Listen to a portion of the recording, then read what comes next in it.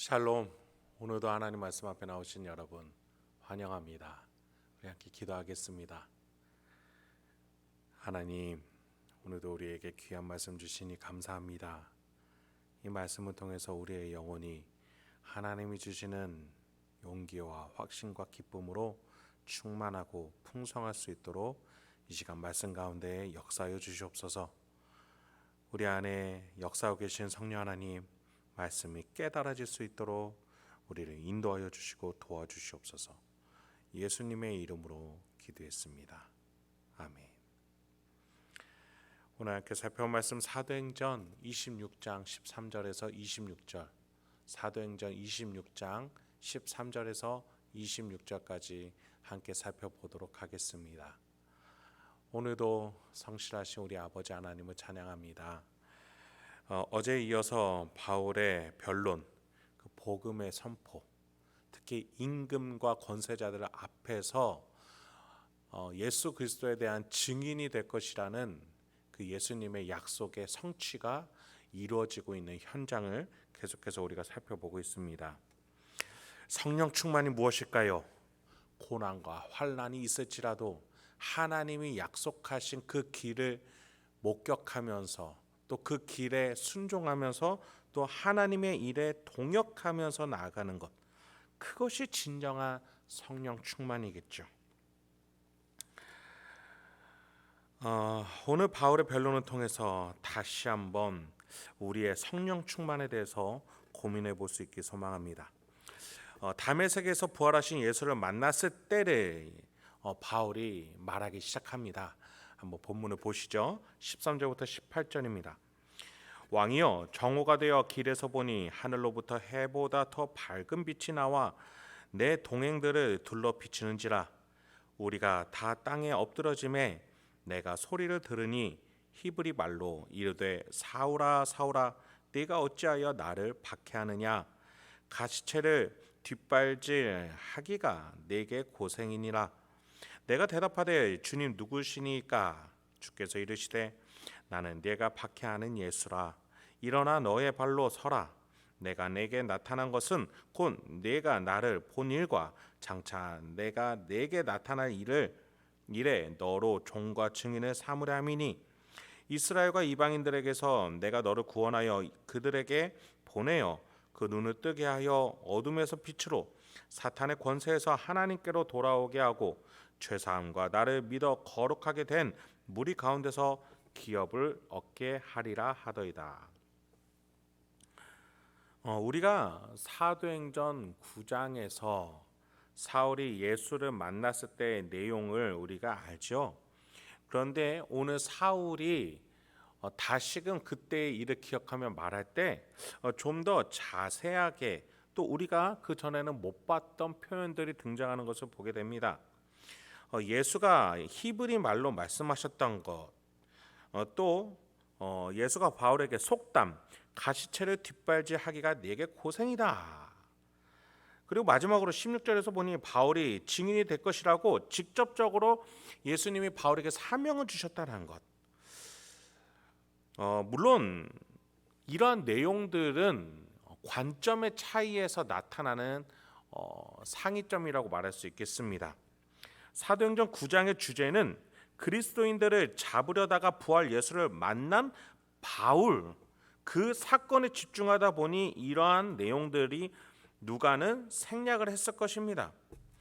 그리고 나서 지금 누가는 바울이 말하는 상세한 설명을 좀 더 첫 번째보다는 자세하게 기록하고 있죠. 왜입니까?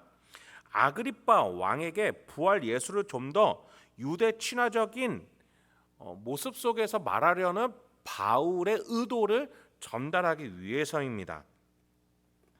이스라엘 말로 말하는 그리스도, 또 중간에 나타난 유대적인 속담들, 이런 것들을 통해서 바울이 지금 유대 문화적인 친문화적인 맥락 안에서 아그리빠 왕에게 자신의 변론을 이어나가고 있음을 누가는 그 관점을 가지고 말하고 있는 것이죠.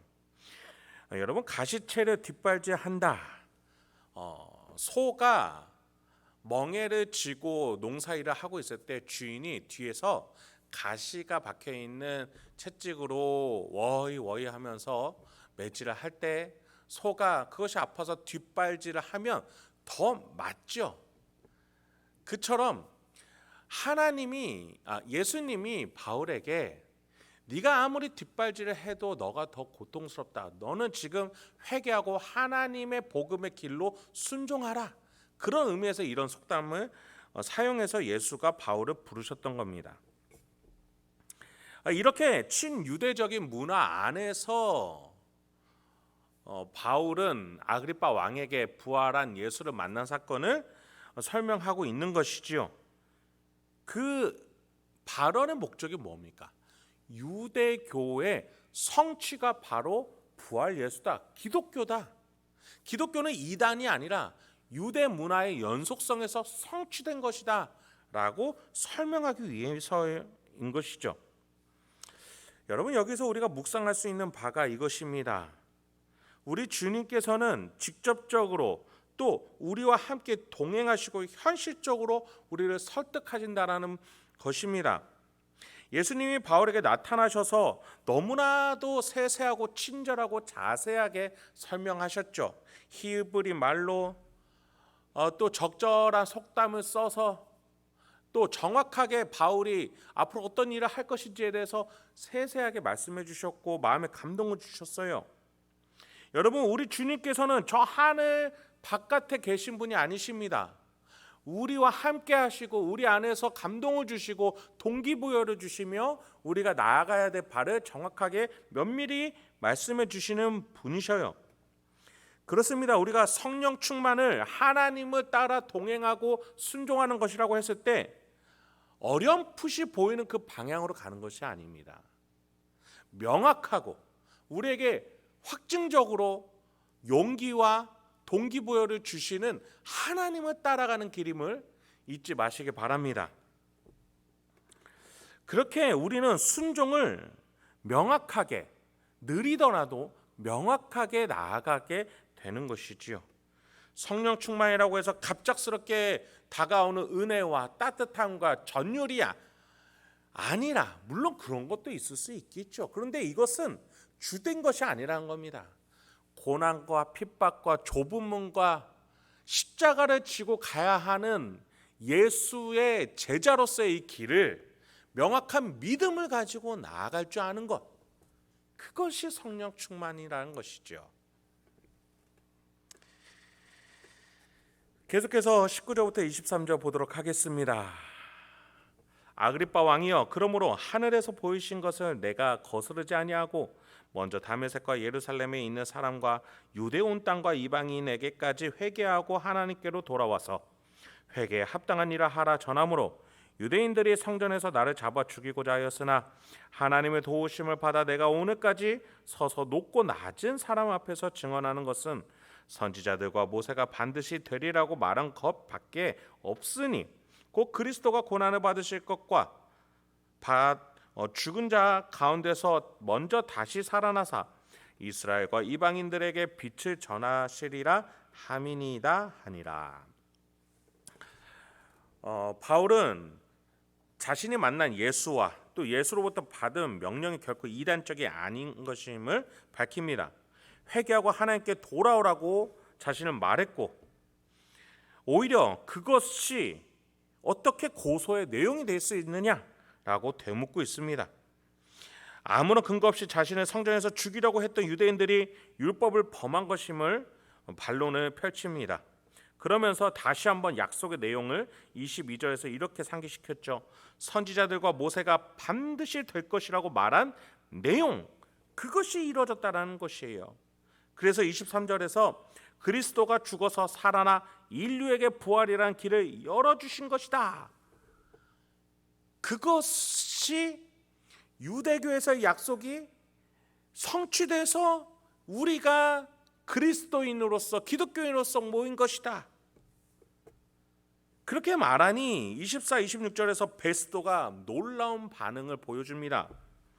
바울이 이같이 변명함에 베스도가 크게 소리내어 이르되 바울아, 네가 미쳤도다. 내 많은 학문이 너를 미치게 한다 하니 바울이 이르되 베스도 각하여 내가 미친 것이 아니요 참되고 온전한 말을 하나이다.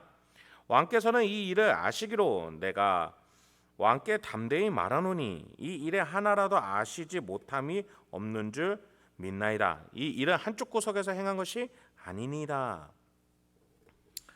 유대교의 이 신학적인 약속의 맥락을 잘 알지 못하는 베스도는 이게 미친 소리처럼 들렸기 때문에 그는 바울아 내가 미쳤도다라고 말할 정도였습니다.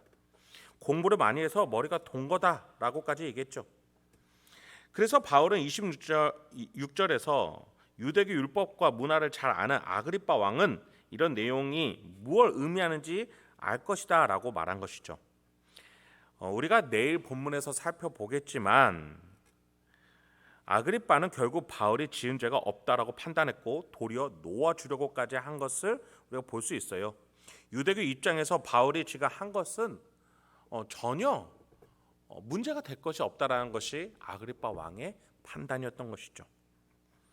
이제 말씀을 마치겠습니다. 여러분, 하나님이 세상을 사랑하시기 때문에 하신 일들이 있죠. 그리고 그것을 누리면서 살아가는 것이 우리 신자의 인생입니다. 그리고 그것을 우리가 다른 이에게 보여주면서 함께 이것을 누리자라고 우리는 말할 수 있어야겠습니다. 그것이 좋은 환경에서일 수도 있고 너무나 힘든 환경에서도 그런 일들을 해야만 할 때가 오기도 할 것입니다. 그런데 우리에게 중요한 것은 그 삶의 환경이 아니라 언제 어디서든지 하나님이 주신 그 축복을 누리면서 다른 이에게 소개할 수 있는 그 순종과 그 믿음을 가지고 나갈 줄 알아야겠습니다. 그렇게 오늘 하루도 성령 충만함으로 하나님과 동행하시는 저와 여러분이 되길 소망합니다. 함께 기도하겠습니다. 하나님, 오늘도 우리에게 귀한 말씀 주시니 감사합니다. 오늘도 이 말씀을 통해서 우리가 하나님 앞에서 성령 충만하게 살아갈 수 있도록 도와주소서. 오늘 우리 성도님들이 나아가야 될 가정과 직장, 일상 어디서든지 하나님이 주신 축복으로 살아가게 하여 주시옵소서. 그래서 오늘 하루도 성령님과 동행하며 풍성하고 충만한 삶이 일어나갈 수 있도록 주여 인도하여 주시옵소서. 예수님의 이름으로 기도했습니다. 아멘.